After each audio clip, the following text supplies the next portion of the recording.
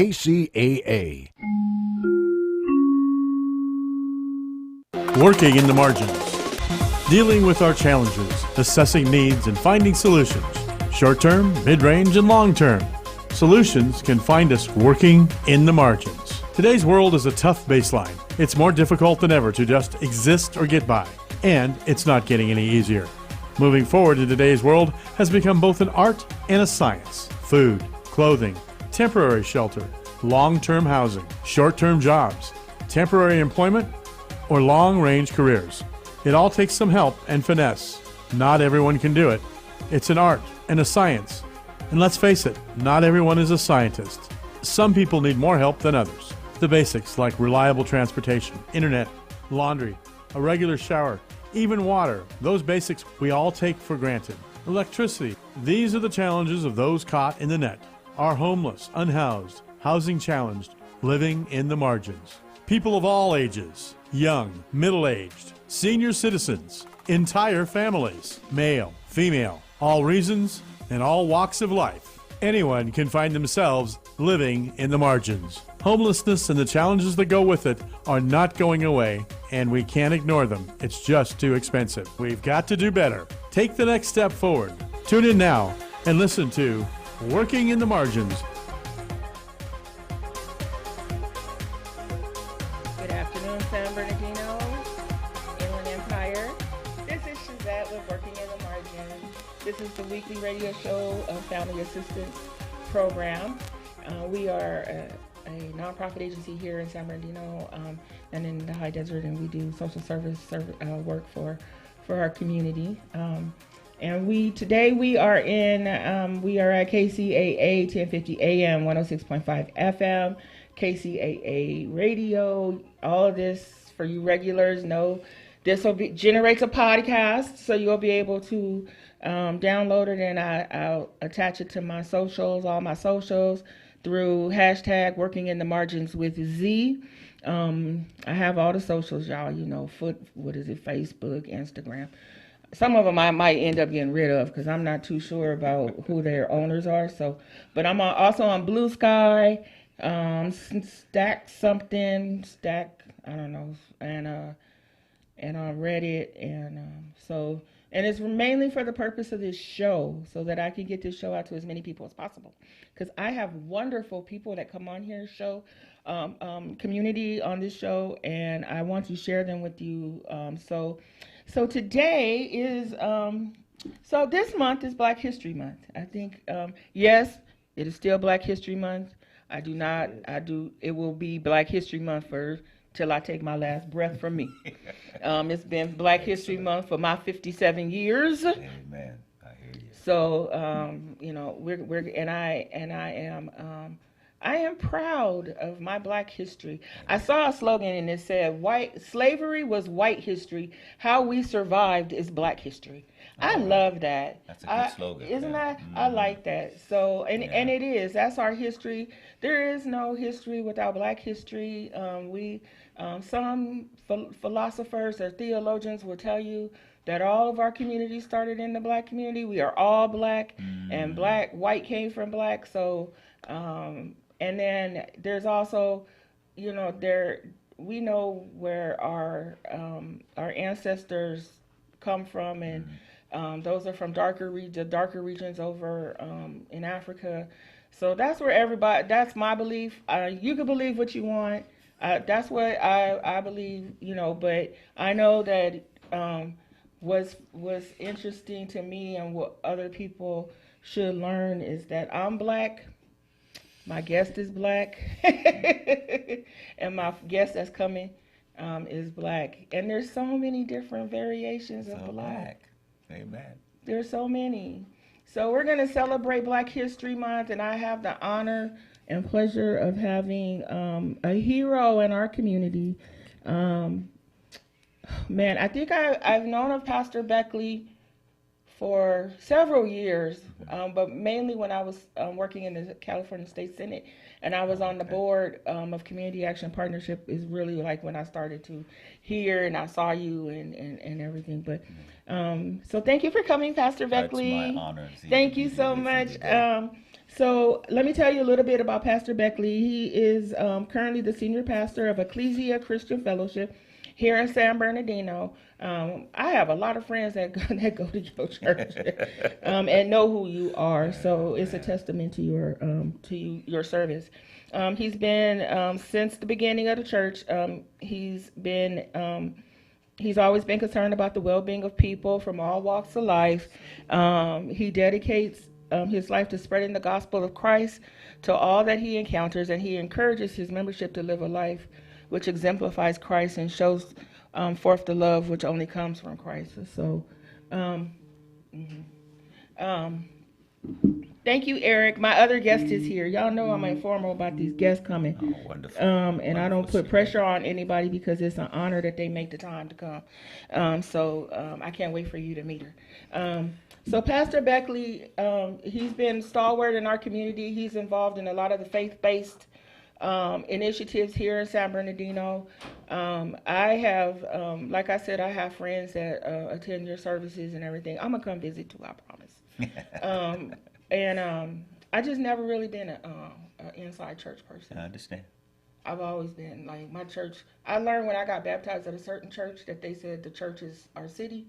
So I kind of like took that, like, you know, and I always felt like my work is motivated out in the community. Amen. You know, so and that's my mission. It's my it's also a commandment that we take care of each other. It is. It's a commandment. That we love So one another. my commandment may not look like anybody else's commandment, or they may not take it like as seriously as I do, but I know some that take it more seriously. Yes. And I know a lot of those folks come from the church. Yes. So I want to tell the community just a quick bit about church history in social service work. Okay.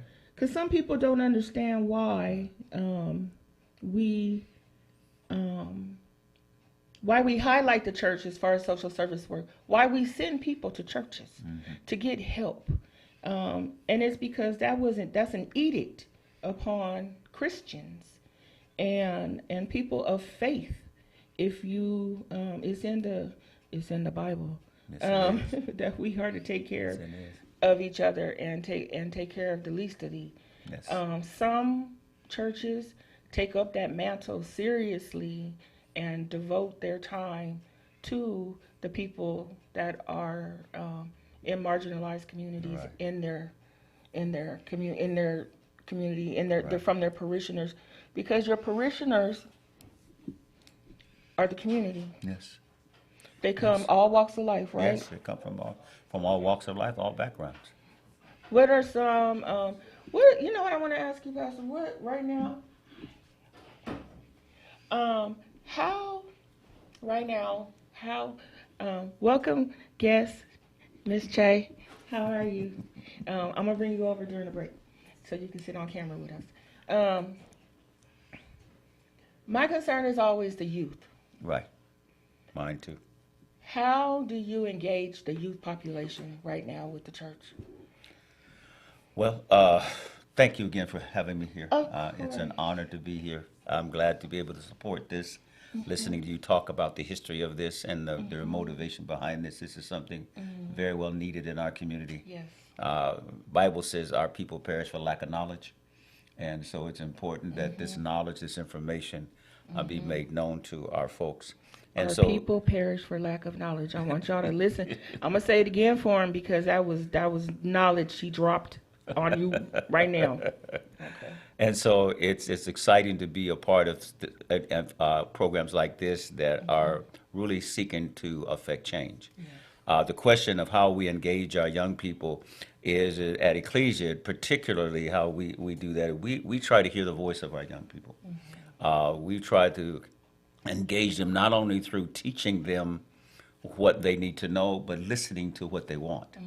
I think I was a youth pastor when I first started. Amen. I was at Loveland Church for many years as a youth pastor. Okay. And my heart in that was, for the 12 years that I served there, I engaged our young people, and our young youth ministry grew because our posture was not only offering them what we think they knew, but giving them what we knew they needed. Yes. And we only found out what they needed by talking to them, By talking to them. by listening to them. I know that family assistance, we have a large youth population, And their slogan right now, they told me, I was in a meeting with them not too long ago, and they said, nothing for us or about us without us. There you go. Because young people don't, we adults make the mistake, we know what they need. You know, that might be for your own kids, For your, yes. the one that live in your house. Yes. But you don't know about the ones outside your house. No. And the only way to know about what their needs are is to ask them. Exactly. And I found that being a youth pastor and engaging them, and on the nights that we would meet to them, there would be one particular night we would just allow them, we call it, let your hair down. Tell us what's in your heart. Because what I would have my staff do is make notes. Yes. Take notes of what they're saying and what their needs are. Then let's think about how do we address that? Exactly. How do we meet that? So I carry that same philosophy over into the ministry that we have at Ecclesia as to why we've been so involved in our community all these years. And even at this stage of the game, I'm at this stage where I'm thinking of transition and leadership, and we're actively and intentionally reaching young adults and putting them in positions alongside of us good. so they can walk with us I know. and learn our position so that when we move Exactly. out the way, they can just keep on going. Because that's what we're supposed to Yes, do. yes. We can't stay here forever, No, Pastor. and we don't. We're We not gotta- going. we have We to can't say we go. don't. I know. I And don't too even often, want to. especially in our communities, our Right. churches are left in a lurch because when the leader leaves, there has been no preparation for who gonna take over. Exactly. And then that's usually times what happens when infighting takes place and I know. division takes place and know. conflict takes place. You and got pastors. I knew a pastor. He had to keep Yeah. leaving it to all his children. Well, some of his kids didn't want to do it. Some of them didn't want know? to. Yeah. So- Some of them don't want to, yeah. But So it's you have to true. be, again, so I think, especially with this generation of young people, especially young adults, they want to learn from us. Right. But they just don't want us to just tell them what to do. Exactly. You want, They want and us we to wanna- engage them we in want- conversation. Yeah, We want to build visionaries. right. We That's want exactly- we want them to think for themselves. Yeah.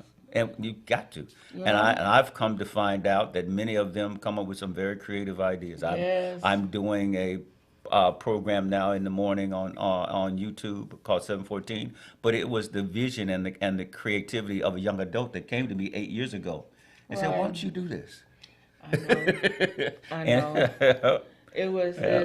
it's kind of similar to I feel we have a message here. We are in our communities. We're telling our communities and asking our communities, what do you need? And then I'm bringing folks along. And I remember my son. He's 31, and he said, "Mom, if you want to talk to me, my age folks or younger Yeah. than me," he said, "you're gonna have to go online." He says you're gonna have to go on YouTube. Yeah. He said because you have kids that only get their news and information From online. From online. That's what I was told by a young adult too. I know. That's so why I believe yeah. them. You know, Yeah. so I'm trying it. I'm really trying. That's it. why we have an online service at 9 o'clock, Mm-hmm. strictly online, and I'm on this 714 on YouTube, Facebook, and Mm-hmm. TikTok every day from 714 to 8:45. I'm gonna tune into that. I'm not Every young, morning. but I'm gonna tune in. That sounds like a good word. But I'm on there every morning to do just that, trying Mm-hmm. to engage, but also trying to reach that crowd that's Mm-hmm. only going to get their information from there. Tell me, what is your church doing? I know you're like trying to pass the baton and build leaders. Yes. What is your church doing right now out in the community that's engaging folks? Well, right now we have several things. We do we feed 450 families every week through our food pantry. Yesterday we just re-engaged our hot meal program. Hey, good. So we used to have a hot meal program before the pandemic. Okay. And so now we just did our first hot meal program yesterday. Because what we do with the hot meal program, we invite them in, we set up our fellowship hall with tablecloths and plates and dishes for those in the community who are marginalized, and we sit them down to have a dinner. And in the dinner, while they're having dinner, we engage them. We bring in organizations like yours who That's set where up I tables. need to be. I need to be Where at they the- set up tables to share programs Vendors, and services. resources. Veterans and resources are always there. I wanna get on that list. Yeah. So Okay. they come so they can engage them, because those who come to that food program are those who, like you talk about, are in the margins. They are those that really Yeah. don't know where to go or who to contact or how to approach these systems. I know, And and so there's we so bring much them there to them movement at of this them thing. right And now. we do right now, we're doing it once a month Oh. as we set it up. But every week we give away bags and bags of food, and we also have organizations there each week to address them while they're picking up their bags and offering them services. And we're getting ready to do what we've done annually in our community is we do a canvassing with a survey. Okay. And so we haven't done one since the pandemic. So my team and I are talking about it right now. We're getting ready next month. We put together the survey. So we're going to go out and engage the community and find out, okay, now after the pandemic, now with what's going on in the climate of our culture. What are your real needs? And what are your issues are? What are your needs? issues What is it are? that we as a church can help address Right. for you? What do we need? And like I was telling pastors the other day, the church has to stop thinking about what to do, but think about what it needs to become. Because the key is now that we're in an environment that you just can't sit there and say, well, we used to do this, so we need to keep doing this. We have to change the way Because we do it's not everything, engaging y'all. people. It's not meeting their needs. And so we believe these surveys we've done every year help us shape our ministry to be what our community needs. That's visionary. That's visionary. That's like doing a point in time count more than one time a year in the, Yeah. in January. So you keeping your pulse, a finger on the pulse of your community, that counts for everything. We're going to take a break. This is a perfect time to take a break right now. So we're going to take a break, and when we come back, I'm going to have Miss Che here. She's going to sit, and we're going to talk about something that has kind of developed with Family Assistance Program, NAACP, and how it all ties in together with Ecclesia and the work that you're doing. So be right back, community.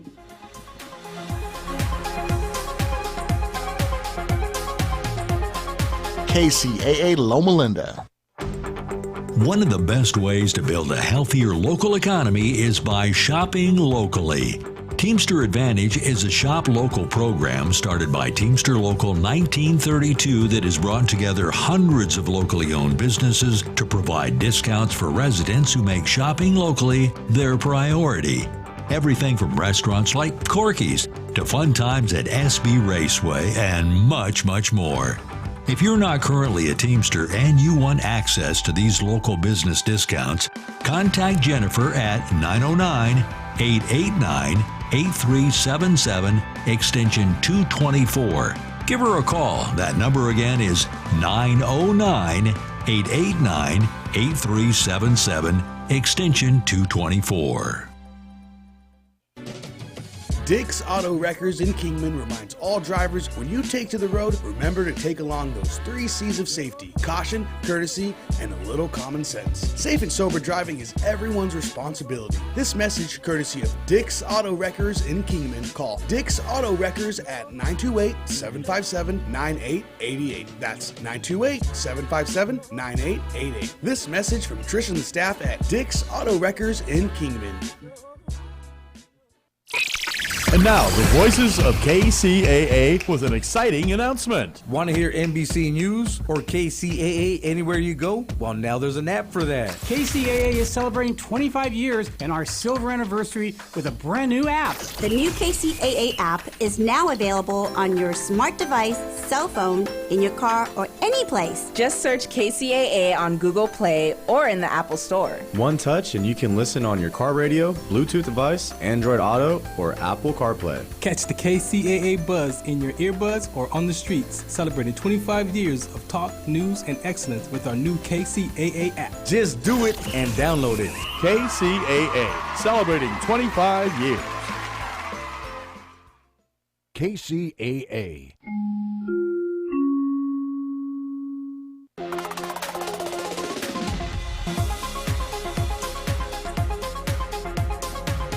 Hello, San Bernardino. This is Shazette with Working in the Margins.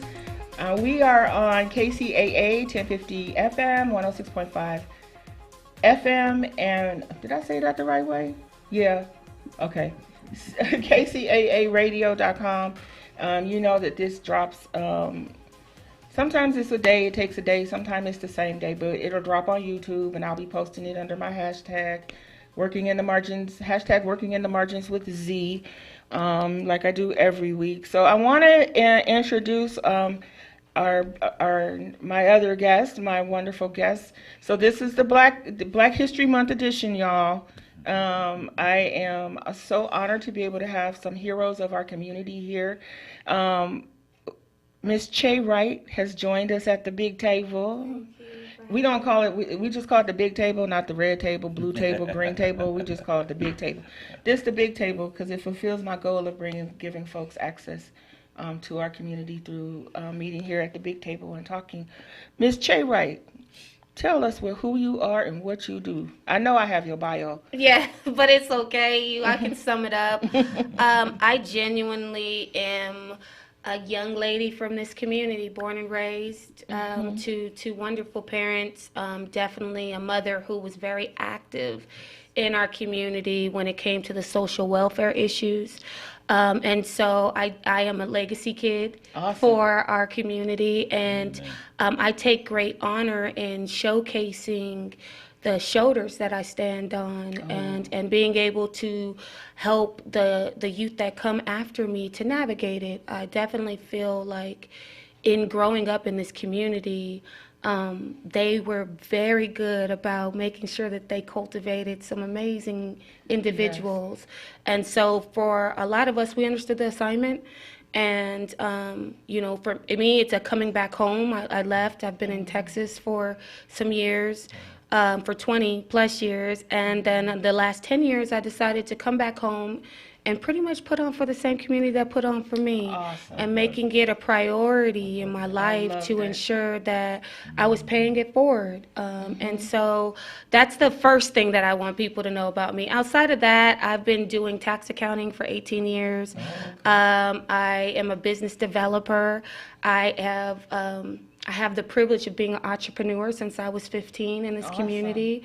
Where I've never had to work for anybody because the shoulders that I stood on. Shout outs to New Hope Missionary Baptist Church. I am a New Hope baby and proud of it. And so having their support with helping me at a very young age get a grant, you know, from my county, and be able to have all of those knowledgeable entrepreneurs that were in the church, our trustees, our deacons, pour into me, a young girl, just trying to, you know, be in the know, trying to figure it out, you know, making me a junior trustee early. So I understood some form of financial literacy, you know, gave me the head start that I needed for my community to go out into the world. I'm so glad you said that because we get a lot of our foundational learning and our leadership. If we are in church, grew up in the church, and we did, I know I was like a little deaconess, and I had the little routine and everything. And I was like all of 12 or 13, but I knew my job, I knew my role.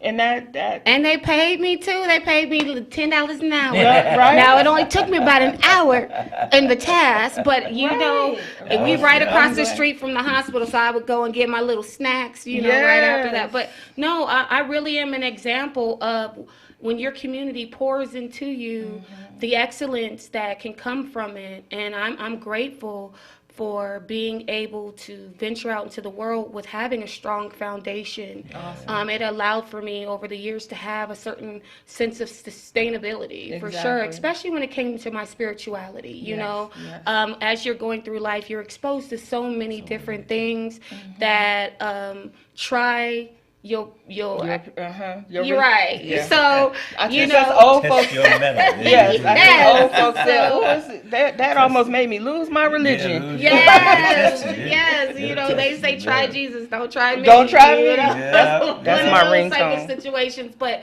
having individuals in my life in seeing the groundwork that they laid, you know, it was, as Pastor Beckley was talking about, Loveland. I think Loveland played such a role in everyone's life. Everybody's life. I mean, shout outs definitely to Pastor Chuck Singleton and his family. We've been close with them. I went to Loveland Academy, so that tells you how real part of the fabric I am. To Loveland in Fontana when it was right there off of Sierra. Yes, right there. So you can imagine going through these experiences and really having a true look at, you know, those who were doing monumental things and really being impactful in our community and saying, okay, when I get older, I want to do that. So it was time for me to come home. And I fought it. I was just like, God, no, please don't send me back to that place, right? Because I just thought I was so much bigger than, you know, the IE. And so humbly, I am a firm believer because of my faith that I rather go and follow my obedience, you know, versus be forced. So with tears in my eyes, kicking and screaming, I still came back home. And it has been a little bit of a challenge just segueing into, you know, the part that you guys talked about as I came in was the succession plan. I think that's been the hardest thing in my community is a lot of my elders, they just don't want to let go.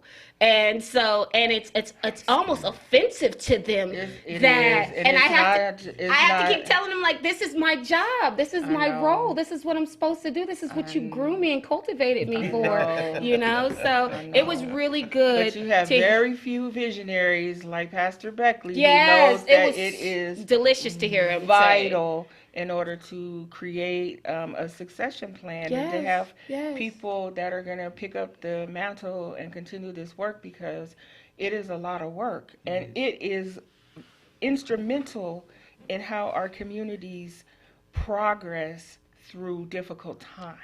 That adversity.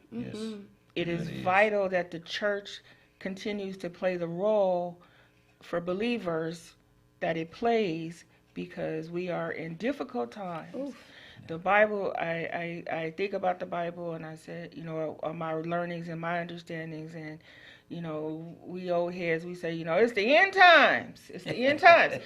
And I feel like we've been living in the end times for 57 years, because that's how long I've been hearing it. But I recently, I have looked into my faith and kind of drilled down into it a little more for understanding, just understanding.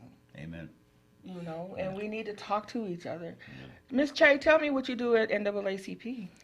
My brother, Chache Wright, is the president. I am the vice president. It was definitely something that we followed in my mother's footsteps. When I got home, it was like sitting down with her and saying, her name. What is it that you would want me to really engage with first, you know, because I knew that she had committed so many years of her life into the betterment of my community. So I wanted her to know that I was looking forward to being her legacy and carrying it forward. And so the things that she mentioned was definitely keeping involved with my home church and the needs that they may have in making the transition to ensure that our youth are paying it forward and carving the future out. And then it was NAACP. And so me and my brother, I felt like it was necessary when it came to me. It was like, well, you should do this and you should be the president. And for me at that time, it was very much so important for a black man to be in the position that was necessary. And I believe in really serving the whole and making sure I'm just a piece of the puzzle, you know, and how God has positioned me to use my life to be a blessing, right? But I think as a community, we have to think about what is going to be in the best interest of us, right? And so I understood, you know, as black women, I don't think we understand we have so much already power, especially in this community. We have some amazing black women leaders, right? Majority. But, yes, majority. But, and so I thought it was very important for something that prestigious to definitely follow up with a black man. You know, we've had different black women who have led the San Bernardino branch, but in this time, right now, with our young black men needing to see themselves in those type of positions more than ever, it was really important for my brother to take that place. So I tell him all the time, you be like the president, you be the face, I got us in the background, bro. Right? And we play a very vital role in some of the same key initiatives, which is making sure that we're focused on our youth. That's big. We have our NAACP Junior League and High School League that we do with Heart Hardy Brown School that we do with the Entrepreneur High School. Shout out to Pastor Powell. And so I have come back home really with the direction of, okay, what can we really engage in? What can we really help? Our homeless, our unhoused situation is a very big thing for me that I feel like could definitely be resolved. So I am taking on initiatives and making sure that we're creating some form of resolution, some type of strategy of solution of what we're going to do. Because I feel like right now what's going on in our community has been a lack of accountability for sure, and finding some form of structure so that we can build a sustainable infrastructure. So those have been the main focus for me in doing what I'm doing here, is just analyzing what does our community need first. Where is the attention really need to be focused on right now? Well, we need to be focused on the present and coming up with solutionary methods like what's going on with our unhoused, because I don't think people understand how much that really affects our youth. Because you're normalizing something that is so negative and showcasing to them poverty. And when I first came home, that was one of the first things that I said. I said, you know, the difference between you guys who've stayed here and me is that when I come into my community, I see prosperity, where you guys see poverty, right? You assume it's normal. You assume the normality in it, right? Instead of saying, okay, no, there can be change. Let me ask both of you, and Pastor, you can answer first. First, I see homelessness as a system failure. For sure. It's just been, you know, there's so many levels to it. But I see it as a system failure. And I think people take swipes at trying to fix it and trying to create, you know, programs and systems and things like that. And that's wonderful and great. What do your parishioners, your community that you serve, what do they tell you about homelessness? What do they feel? How do they feel? Is it a problem they want you to fix? Because I know that some churches are taking up the initiative of not in my backyard, and they're actually like going into how do your congregations feel about that? Taking up the mantle of homelessness and being in the community. Well, I'll just put it out there. I told my congregation at our annual church conference at the beginning of this year that I'm taking a bold step of faith. I'm believing that God's going to give us a building and the resources to start a homeless shelter. That is a homeless shelter that helps those who are homeless who want to get back on their feet. To transition back into being productive citizens in our lives. We're going to pray in agreement on this. So you stand in agreement with me? Yes. Because again, we engage homelessness through our ministry called Angels of Hope. And our goal is to engage individuals who seriously want and need help, and then collaborate with organizations and partnerships that will help us transition them from unhoused to being housed. And one of the programs that we have at Community Action Partnership is where they do that most effectively. And again, with what's been happening with the EEOs, everybody's kind of slowing down on what they're doing because they don't know what's coming up. I know. But it's been in the past. And last year alone, we were able to get 7 people out of Paris Hill Park and get them unhoused. Amen. 7 families. Amen. 7 families out of those homes, working with the Community Action Partnership. Right. I know there's and some people say, well, that's not very many. It's better than none. And when you have no housing, the key thing is my issue is that if we will take the initiative to get the building, I'm hoping to partner with other churches and organizations in our community that we can staff it. That we can run it, that we can use it as a redemptive center as well as in the center of getting people off their feet and back being productive. But somebody has to do something. Our city, in terms of where it is when it comes to our unhoused people, has no will to do that. There's not. We have the resources. I mean, they're putting $25 million into hiring people to move them from this pot of dirt to that pot of dirt. Yes. But we're not. And the navigation center that we had talked about 4 years ago, was only supposed to take 8 months to build. It still hasn't been built, and because there's no will for it. Pastor. There is and no they will just for take it. longer. And the folks in my church and the folks in the church community that the pastors that I meet with all talk about what we can do collectively and individually to address this issue.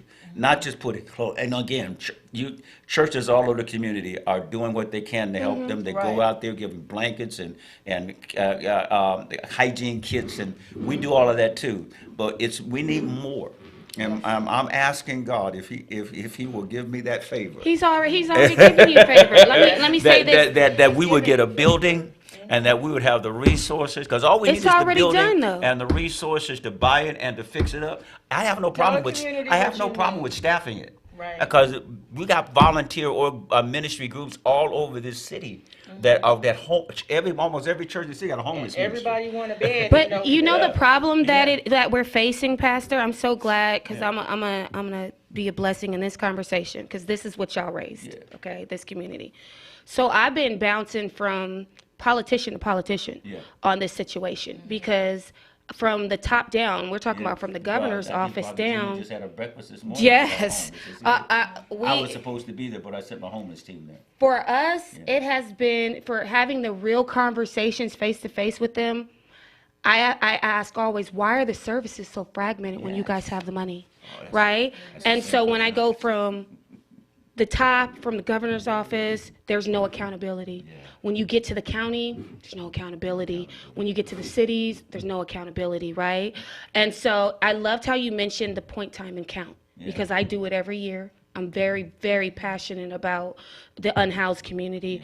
And I always think it's extra stupid. Sorry, shout outs to the community leaders, but I'm just being honest. I support because it needs to be done on some basic level, but I love what you were saying in regards to making sure that we're doing it more than once a year. That's for sure, more than a couple of hours, because we don't really have an opportunity to count as many of them as is necessary, so we can really address the issue.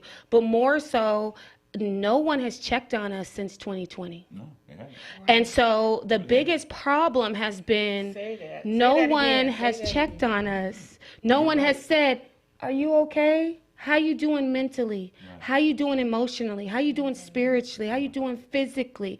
Right? No one has really checked on it. And so when I come to the real service of our community, it has been with these community leaders. What are we doing? And see, I'm a professional grant writer. As I said, I've been writing grants since I was 14 years old. So what I can for sure tell you is I track the money. So when I sit down with them, okay, well, what I want to know is, San Bernardino, why you guys, I know when you do a state of emergency, that it comes with federal dollars. So where's that money at? You know? And then when you sit down with them, it's like, oh, the money's still there. Yeah, and these are things that we need to continually. The money's still there. The money's still there, but how is the money still there when Pastor Beckley, someone who has been a leader in our community, is saying, I have a solutionary method for how we can do this? Why isn't that money being added? So after that conversation, it was, you know what we're going to do? We're going to create an ad hoc committee, which I would definitely say, Pastor, that we need to have a conversation about making sure that you're on the ad hoc committee. Shout outs to CAPS, Community Action Partnership, because Miss Patricia, you are the key source and resource in our communities, right? And so I definitely have to make sure, for your service, 30 plus years, we are grateful, because a lot of us are able to deliver services to them. Now, what I was going to get at is, yesterday I sat with the sheriff. Okay. Yes. And when we sat with the sheriff, the conversation was about the unhoused. For me, I need to know. Help me understand what's going on.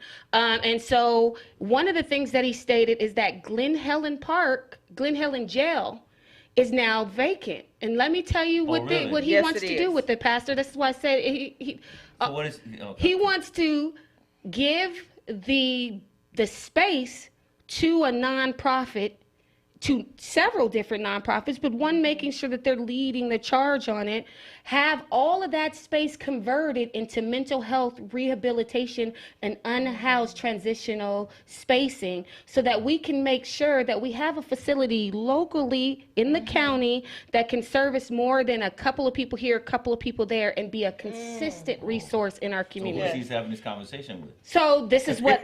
So This is why we're having you understand conversations. why I'm my telling you. hand was raised If- yesterday. If he wants to give that building away. Yes, Yeah. and come he on now. said, you know, our thing is that we're going to need to start that conversation. So of course, I'm raising my hand. Excuse me, you know, they want to go into all of the immigration things, and I understand right now where we are, right? But right now, as a community, we need to deal with one thing That's at Sheriff a time Davis. One right thing now, at a time. right? So Right. I said yes. The shout out to the sheriff. So he says, this is my idea of what we can do. Now, the problem that we're facing in our county is lack of accountability and people really moving on things that are going to be solutionary for our unhoused. He said, but I'm going to tell you guys, my community partners, that I just want to give this space to you guys, the medical professionals, and then I want to be able to help you guys out with security. But I want you guys to start having these conversations with our community leaders, with our political figures, and start letting them know that we have a vacant space. Multi-unit.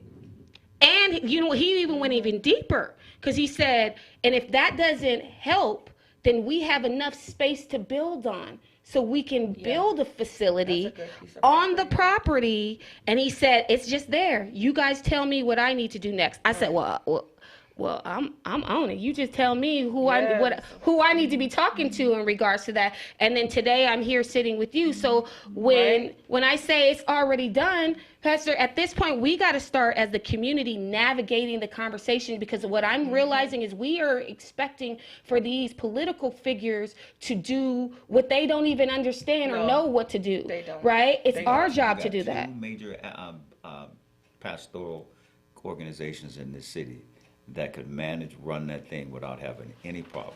San Bernardino Pastors United, Yes. which consists of 40 churches. Yes. The San Bernardino, the Illinois Park Concerned African American Churches, which Yes. consists of 30 churches. The answer, listen, we came to the mayor before the pandemic, and with the pastor from the Rock, the pastor from the Way, myself, and Pastor Woods, and he told us what their homeless problem was. We said, if you would give us the wherewithal, we could have your homeless problem solved within a year, just through our churches. Just through our churches. All we need is you to give us the building, and we will pull the resources together, put it together. We will staff it. We and don't we have will a run money it. issue. That's the thing. We don't have The a issue money is not issue. the the resources. people. We It's the just- people and the will, like you said, the will of our city to be willing to give us the resources we need to get it done. Yes. And they got all these different vacant buildings all over the place. So if he's willing to give us Gillen Helen Jail, I know. And that came straight from the sheriff's use it mouth. for I just want to good. make sure that's And- not a and- rumor. right, That's and- that's and use it for straight good. off the press. And this is a good time to take a break. This is a good time to take a break.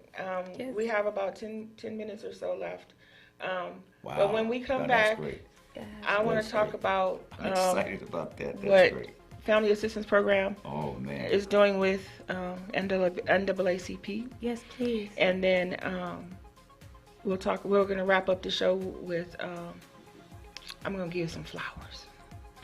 Be right back, San Bernardino.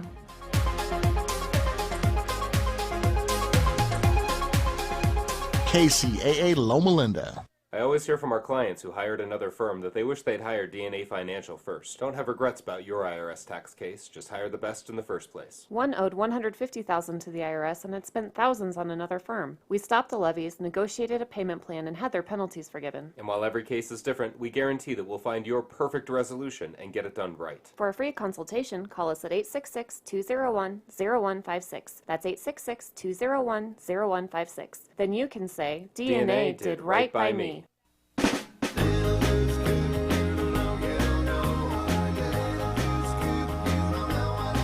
Was your car involved in an accident or just need help with dents? All Magic Paint and Body Collision Centers. In business for over 30 years. Their highly trained staff and certified technicians and friendly staff are the best in the business and treat each car as if it was their own. All Magic Paint and Body Collision Centers are family-owned and offer state-of-the-art equipment and tools to ensure optimum results. They use the latest technology in computerized color matching and specialize in frame repairs. With their modern laser measuring systems, they're OEM certified, and they have 4 locations to serve you. All Magic Paint and Body Collision Centers offer rental car assistance with free drop-off and pickup services too, and their work has a lifetime guarantee. All Magic Paint and Body Collision Centers are in Norco, Eastvale, Moreno Valley, and in Fontana. Call them at 1-800-61-MAGIC. That's 1-800-61-MAGIC. All Magic Paint and Body Collision Centers. 1-800-61-MAGIC. All Magic Paint and Auto Body says, drive carefully. Miss your favorite show? Download the podcast at kcaaradio.com. KCAA.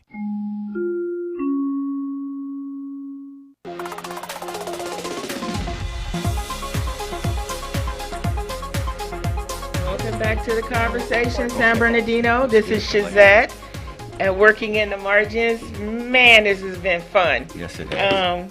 And informative and re-energizing, and this is something that I think we all could use right now. I think I remember back when it was like around election time and things didn't turn out the way I had hoped they were going to turn out, and I said, well, we're going to have to band together to make sure that we are okay through these next few years, and because they're going to go by like that, believe it or not, it's going to go by like that.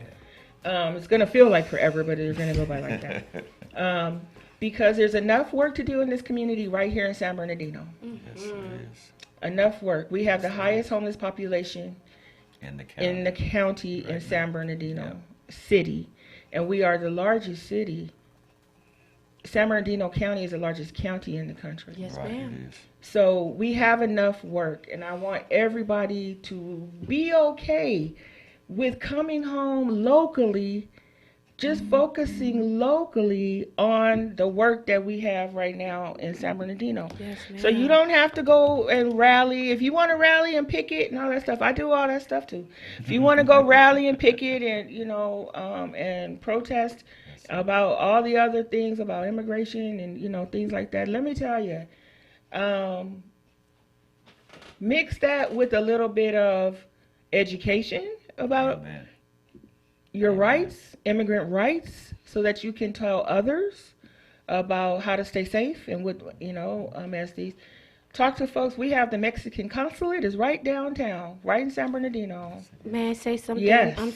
So NAACP is tomorrow hosting with Churla, who are free attorneys. We are hosting a Know Your Rights workshop that will allow for you to come down and to get some free legal advice about what to do with immigration. Also, in talking to both the San Bernardino Police Department, shout out to our Chief Goodman, and talking to the sheriff. Right now in California, SB 54 won't allow for any of our municipality law enforcements to engage with ICE anyway.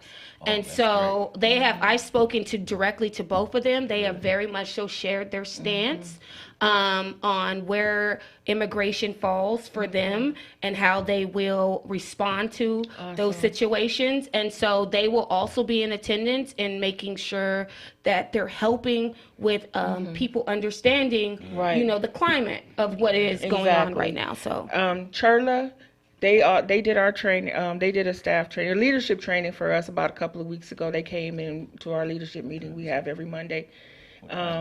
And they did that education for us. And it motivated family assistants to create red cards. So they're just little red business cards, and it has your rights on there. And we're handing them out because we also have housing. And we want we have some folks in our housing that are undocumented. So we want to make sure that we protect our communities, our clients, and our families. So let me share with you some new stuff. So I'm super excited about the NAACP here. When I was with the union, UFCW, we became lifetime members.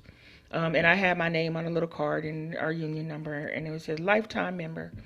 And I said, as long as I am black in America, I'm going to belong to the NAACP. So I realized that I did the application online to join San Bernardino, and I have to finish it because I want to belong to the NAACP here. Branch 1062. Yes, thank you. You can do it online. Yes. Because it's important. We could use it. It is important that we know where the help comes from. Yes. That's right. And at the NAACP, we really could use the support. You know, a lot of this is done, I'm just going to be honest, by me and my family. Right. We are really active, but when it comes to hosting these events, it's usually no more than 5 of us making sure that we're setting up, and we stay very active because there's lots to do, right? And so us having more members, we have a lot of members on paper, but we really could use the volunteers to come out and really put some sweat equity into, our community service. I want to shout it out, and I figured the best time to do it would be now was Black History Month. Thank you. And I really wanted, and I want to do that. And so I attended your unhoused meeting last month. It was my first time. I didn't know what to expect, y'all. It was our first time too. Oh, okay, but it was great minds in the room, great advocates in the room, people with wonderful ideas, and it wasn't a lot of people, but despite not small beginnings, we had a few conversations. Miss Salam, my piece. Yes, ma'am. Beautiful person. Yes. And she said, I know, I heard what you do. I want you to come and look at some stuff. And I was like, oh, okay. We get offered donations and stuff all the time. We don't really have space for it. But when she showed us and she says, and this is, I'll take this stuff because you can help people in the community. Because that's what we do. We hand out, we work with folks on the street. And I said, a beautiful relationship was made. I love it. Yeah, right. So we went and we got stuff. We have enough stuff to make probably over 50 toiletry bags to give out. Yeah, we're big. I mean, it was amazing. I'm big on it. And I was so happy. Thank you. And I said, and then I was like, because I'm bold. I am bold, if not anything else. I love it, though. I said, hey, we have great services that we offer. Could we come and work out of your space a day a week and just offer all the services? And you are actually considering that. And I hope. Oh, we were like, sure. For us, we talked about it that same day, and we were like, yes, because we want to have active, as you can see, we have donations, we give donations out, we have everything that we need, we have all the connections, all the resources. It's like he said, just quickly, it's not a lack of resources. No. It's us making sure that we are doing collaborative efforts today. Talking to you and coming to your meetings, and then inviting you and Pastor Beckley, and knowing that now Pastor Beckley feeds hot food again. Yeah, right. I said yes. That is going to be awesome. We are going to work together. Amen. Yes, thank you so much. This is what we're going to do now. Yes. We're going to stay locally here. Yes. We're going to show folks that we love them with the Lord's love that we have within us. I want to say thank you again so much for. This was beautiful for me, and it was a great way to honor my community, my culture, to show strong leaders and heroes in our community. So thank you again very, very much. And I'm sorry, this will not be the last you hear of me. No. Now that I have your information, I will be bugging you to come alongside and do great work here in San Bernardino community. Thank you, San Bernardino. Thank you, IE, for the time, for tuning in. Last week's viewership was awesome. I am so excited to be able to do this show and bring this show to you every week, and I will see you next week. Peace, San Bernardino.